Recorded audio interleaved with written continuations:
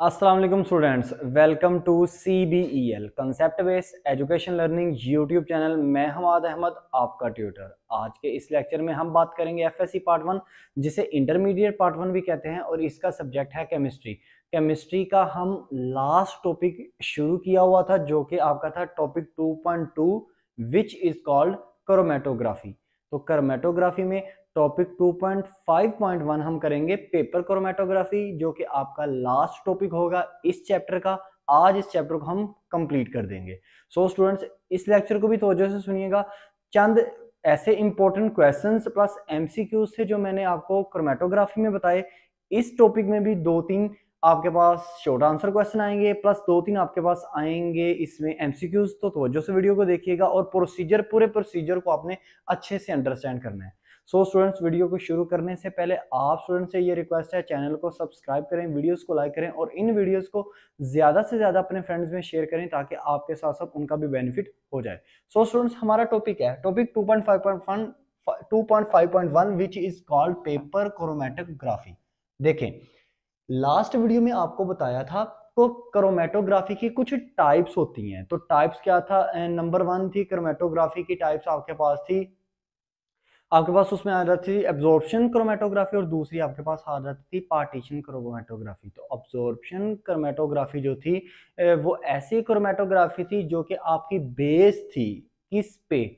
Stationary phase पे। तो stationary phase का वो पार्ट आपको पता, स्टेशनरी फेज जो नेचर में दो तरह का होता है, एक सॉलिड का और एक लिक्विड का।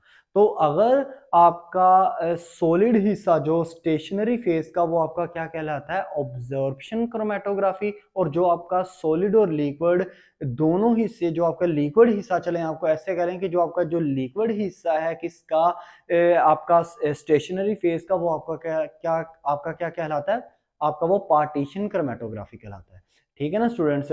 तो एक्चुअल में जो पेपर क्रोमेटोग्राफी है, ये पार्टीशन क्रोमेटोग्राफी का क्या है? पार्ट है।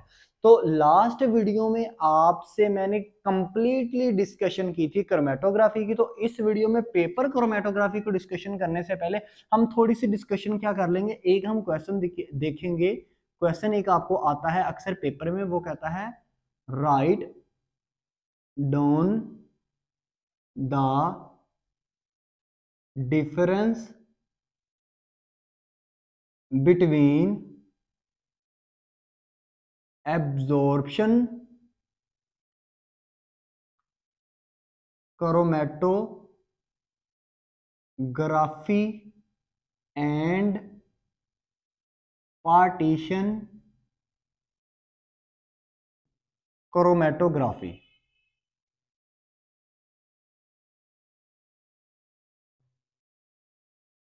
तो देखें, आप इसका डिफरेंस कैसे देखेंगे? तो डिफरेंस में आपने सिर्फ दो चीजें इनकी लिखनी है, अब्जॉर्प्शन क्रोमेटोग्राफी इसकी डेफिनेशन लिखें, पार्टीशन क्रोमेटोग्राफी इसकी डेफिनेशन लिखें, और प्लस इसकी एग्जांपल लिखें। तो जब भी डिफरेंस लिखना है, दरमियान में आपने क्या डालनी है? लाइन डालनी है अपने पेज के। यहां पे इस तरफ लिखें एब्जॉर्प्शन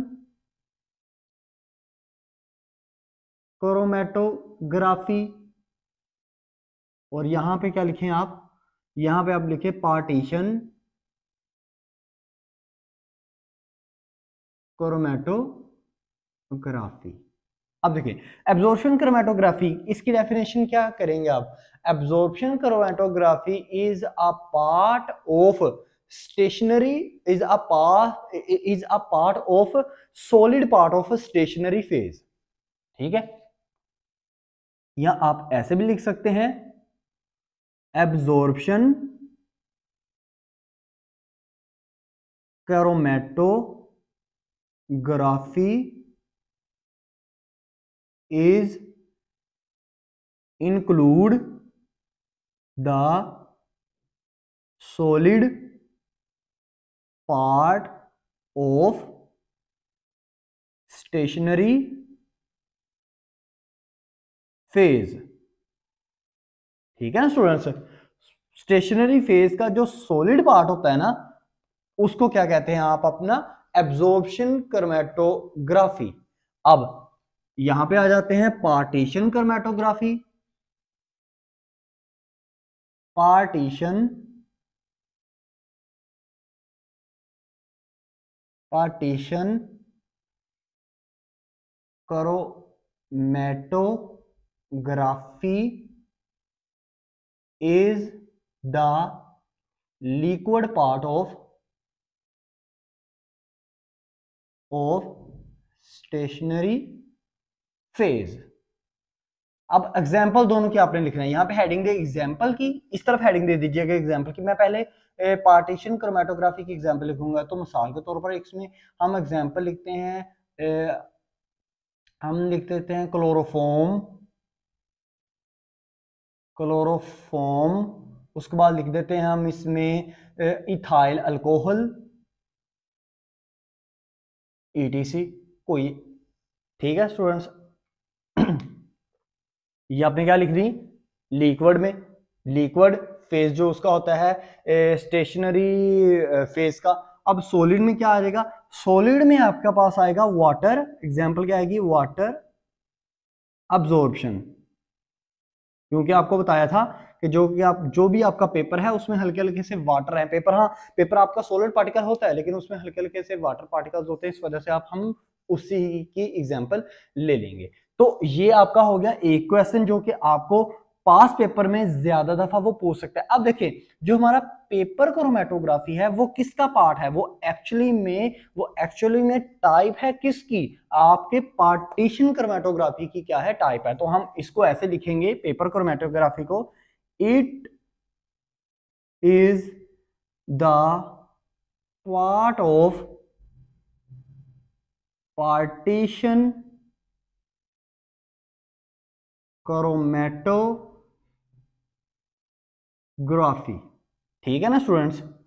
अब देखें, आपने पार्ट डिस्कस कर लिया, हमने डिस्कस कर लिया एब्जॉर्प्शन क्रोमैटोग्राफी के बारे में, पार्टीशन क्रोमैटोग्राफी में। अब पेपर क्रोमैटोग्राफी का हमने क्या पढ़ना है, हमने पेपर क्रोमैटोग्राफी का अब हमने प्रोसेस पढ़ना है। लेकिन प्रोसेस पढ़ने से पहले ना हम पेपर क्रोमैटोग्राफी की भी टाइप्स पढ़ लेते हैं। तो आपने इस चीज को भी, ये भी आमतौर पर आपको शॉर्ट क्वेश्चन में वो पूछता है कि write down the types of paper chromatography. तो आपने यहां पे heading the types of paper chromatography. तो नंबर 1 टाइप होता है ascending paper chromatography. Second number पे होता है डिसेंडिंग पेपर क्रोमैटोग्राफी। और थर्ड नंबर पे आपके पास होता है रेडियल पेपर क्रोमैटोग्राफी। ठीक है स्टूडेंट्स। अब हम क्या करते हैं, अब हम डिस्कशन करते हैं इसके प्रोसेस के मुताबिक। देखें अब इसको आपने ना बहुत तवज्जो से समझना है। अब यहाँ पे मैं लिखूंगा इसका प्रोसेस, लिखना नहीं है, बस आपने इसको समझना है। ये आपको पेपर में नहीं आएगा प्रोसेस, लेकिन आपने बस समझना है। देखिए आपने क्या करना है, पेपर क्रोमैटोग्राफी को आपने डिस्कस करना है। तो पेपर क्रोमैटोग्राफी आपको डिस्कस करने के लिए आपके पास होना चाहिए, चले हम एग्जांपल ले लेते हैं फिल्टर पेपर की। देखिए आपने लेना है एक filter paper. Filter paper actual में जो आपको फिल्टर पेपर दिखाई देते हैं ना, आम फिल्टर पेपर दिखाई देते हैं, ये आपको एक शेप में, मतलब कुछ साइज में, कुछ इतने साइज का, कुछ लेंथी इतने साइज का होता है, मतलब वो डिफरेंट डिफरेंट शेप्स में उन्होंने काट के रखे होते हैं। लेकिन एक्चुअल में ये जो पेपर फिल्टर पेपर आपके पास होता है, ये एक ऐसे जैसे ब्लॉक सा बना होता है, ऐसे मतलब काफी ये लेंथी होता है, इसकी ऐसे लेंथ ऐसे होती है और इतनी ही इसकी विड्थ होती है, चौड़ाई होती है। ठीक है ना। तो हम ये देखें, अब आपने पिक्चर के ऊपर बहुत तवज्जो से नोटिस करना है, देखते हैं। ये देखें, ये मैं ना ले लेता हूं, मैंने क्या लिया, एक लेंथी सा ना मैंने ले लिया फिल्टर पेपर। इसकी जो लेंथ होगी वो होगी 20 सेंटीमीटर। याद रखिएगा 20 से 22 भी आप ले सकते हैं, 20 से 23 भी आप ले सकते हैं।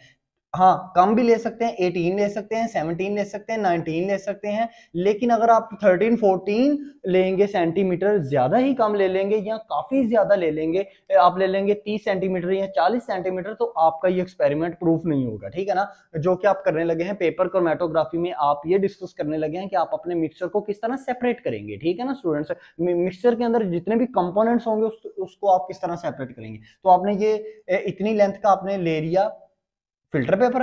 अब आप क्या करोगे, देखो फिल्टर पेपर के ना यहां पे आपको एक कैपिलरी ट्यूब होती है, यहां पे ना एक ऐसे एक कैपिलरी ट्यूब होती है। अच्छा, ये कैपिलरी ट्यूब, इसके ऊपर ना ऐसे हल्का सा सुराख होता है। ये कैपिलरी ट्यूब कैसे होती है, जैसे आपके बॉल पेन की जो निब होती है ना, बॉल पेन का जो सिक्का होता है आपका, उस साइज की होती है और हल्का सा सुराख होता है। अब वो हल्का सा सुराख को हमने क्या करना है, हमने यहां पे लेना है अपना मिक्सचर। देखिए मिक्सचर कौन सा, मिक्सचर हमने लेना है जिसके अंदर हम ये देखना चाह रहे हैं कि उसके अंदर कंपोनेंट्स को हमने अलहदा करना है। अच्छा फर्ज करें ये मेरा मिक्सचर है रेड, ग्रीन और ब्लू, ये तीन ऐसे कंपोनेंट्स हैं जिनको मैंने मिला के ना एक मिक्सचर बना लिया, जो कि मैंने यहां पे रखा। अब ये जो मेरे पास कैपिलरी ट्यूब है ना, मैं क्या करूंगा, ये देखते हैं, ये मेरे पास जो कैपिलरी ट्यूब है ना स्टूडेंट्स, मैं क्या करूंगा, मैं ना इसको इस मिक्सचर के अंदर डिप करूंगा, डबोऊंगा। जैसे मैं डबोऊंगा तो हल्का सा जो मिक्सचर है ना इसका, वो आ जाएगा इसके अंदर ना ऑटोमेटिकली। इस ये जो आपके पास निब है, ये जो आपके पास ट्यूब है, इसके अंदर आ जाएगा। आपने इसको उठा के ये फिल्टर पेपर के ऊपर आपने इसको क्या कर देना है, मतलब गिरा देना है। जितना भी आपके पास आएगा, ये अमल आपने 2-3 दफा करना है, वो कतरे इस फिल्टर पेपर के ऊपर गिर जाएंगे। लेकिन फिल्टर पेपर पे आपने एक काम करना है, वो सॉरी बताना मैं भूल गया, आपने ना फिल्टर पेपर के थोड़े से यहां से लेकर इतने हिस्से के एक लाइन ड्रॉ कर लेनी। जैसे मैंने पीछे वाली भी एग्जांपल आपको दी थी पहले भी, जब मैंने पीछे वाला आपको कंसेप्ट समझाया था ना, उसमें भी मैंने आपको एग्जांपल यहाँ पे डॉट लगा लें या यहाँ पे एक लाइन ड्रॉ कर लें, ठीक है ना। अब यहाँ पे मैंने ड्रॉ लगा लिया, लाइन ड्रॉ कर ली, यहाँ डॉट लगा दिया। अब आपने क्या करना है, अब आपने ना एक टैंक लेना है। टैंक किसे कहेंगे, ये देखें, ये इतने साइज का अप्रोक्सीमेटली ही इतने ही साइज का ये टैंक होता है, ठीक है ना स्टूडेंट्स। अब ये इस टैंक को क्या कहते हैं, इसको कहते हैं क्रोमेटोग्राफिक टैंक। अब इसके अंदर क्या होगा, सोलवेंट होगा। सोलवेंट कोई भी, ये देखें, चाहे आप सोलवेंट में चूज कर लो, इथाइल अल्कोहल चूज कर लो, चाहे आप ईथर चूज कर लो, चाहे आप उसमें क्लोरोफॉर्म चूज कर लो। मिसाल के तौर पर मैंने यहाँ पे चूज कर लिया ईथर, तो मैंने यहाँ पे लिख दिया जी ईथर है। ये ईथर का मेरे पास क्या है, टैंकर है, ठीक है ना, टैंक है। अब देखो ये टोटल शीशे का बना होता है, ठीक है ना, ये जो टोटल टैंक है आपका ये शीशे का बना होता है। अब आपने क्या करना है, अब आपका ये जो फिल्टर पेपर है जिसके ऊपर आपने इस ट्यूब की मदद से इसके ऊपर आपने कतरे फेंके थे, आपने इस फिल्टर पेपर को उठाना है। ये शीशे के टैंक के ऊपर ऐसे एक रोड लगा होता है, आपने ना इस रोड के साथ इसको चिपका देना है। इस पेपर को क्या करना है, आपका वहां पे पेपर तैयार हो गया था, ठीक है ना। अब आपने क्या करना है, इस फिल्टर पेपर को इस ट्यूब के ऊपर चिपका देना है। जैसे ही आप ट्यूब के ऊपर चिपकाएंगे तो आपका ये फिल्टर पेपर का जो एक किनारा है जिसके ऊपर आपने डॉट लगाया है कि मैंने इसको इस टैंकर के अंदर जिसमें सोलवेंट पड़ा हुआ है उसमें मैंने डिप करना है, इसको डबोना है मैंने, ठीक है ना। अब एक ख्याल रखना, यहाँ पे 2 बातें आपने अपने माइंड में लाजमी रखनी है, वरना ये एक्सपेरिमेंट आपका खराब हो जाएगा, आपको दोबारा करना पड़ेगा।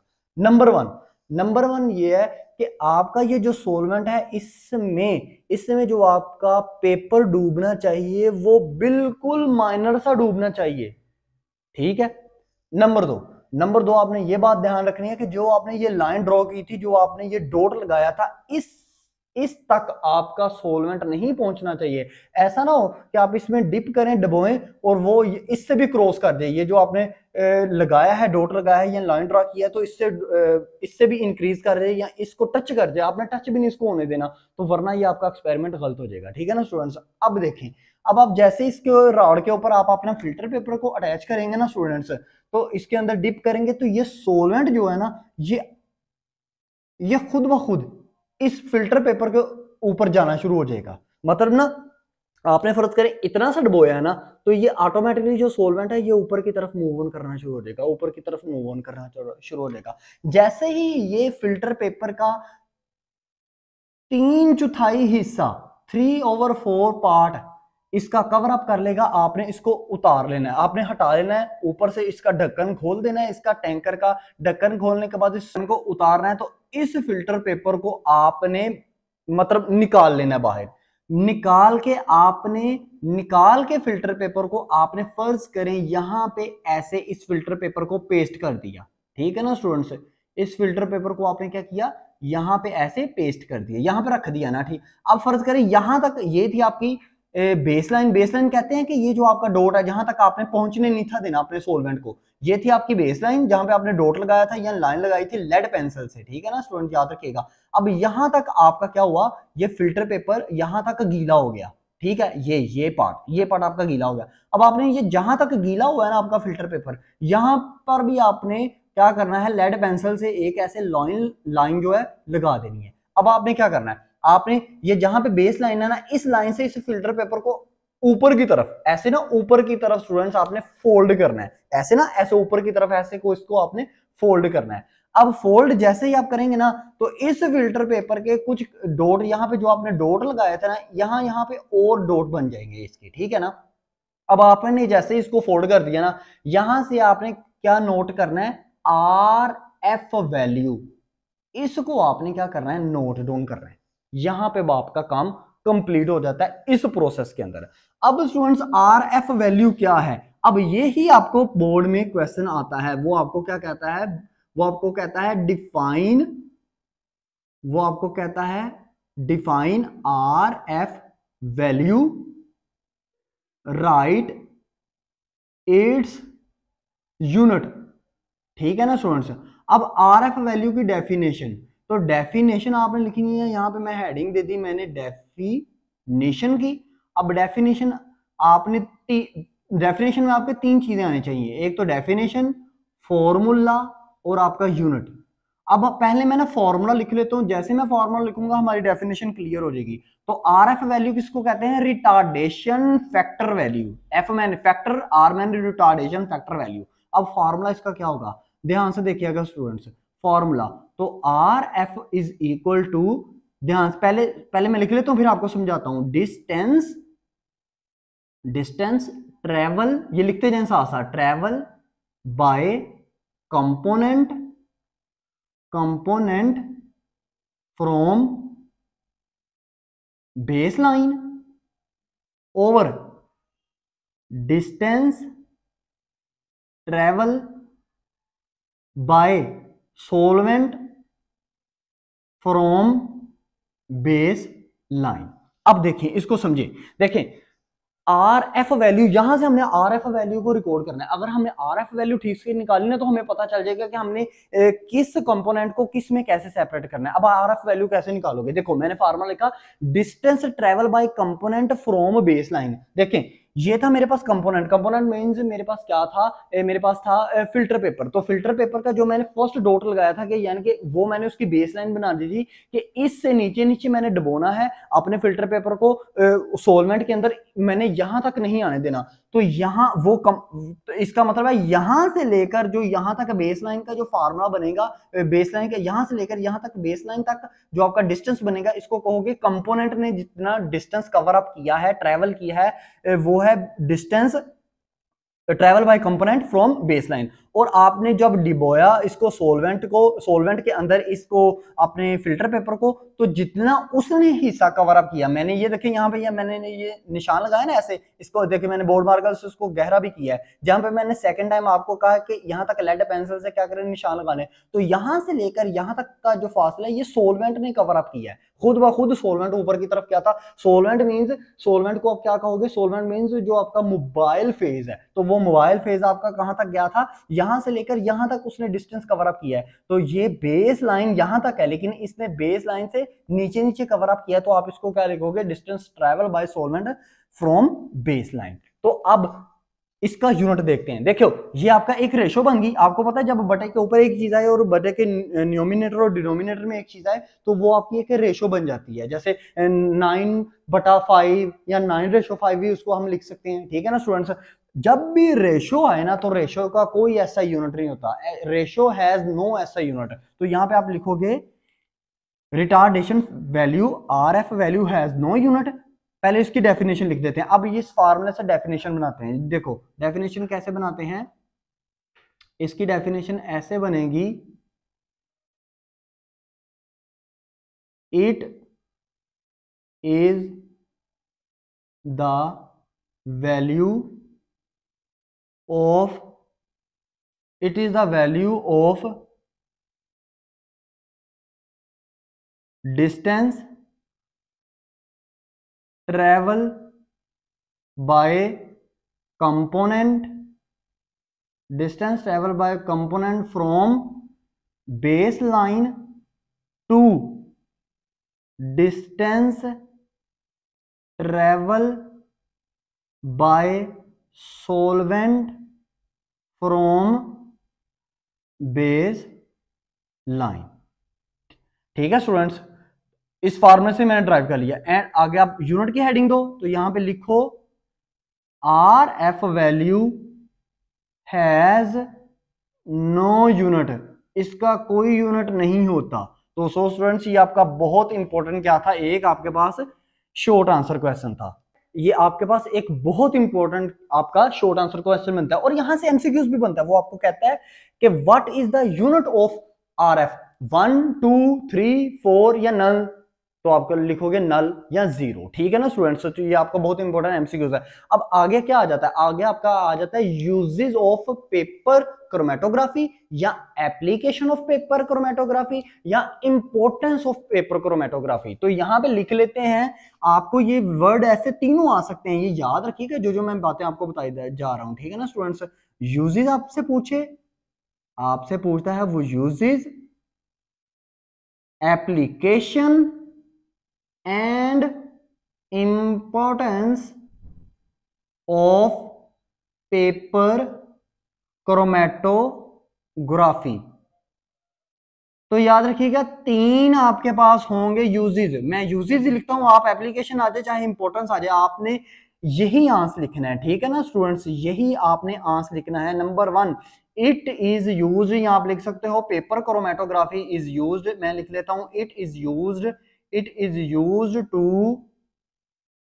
it is used to synthesize, it is used,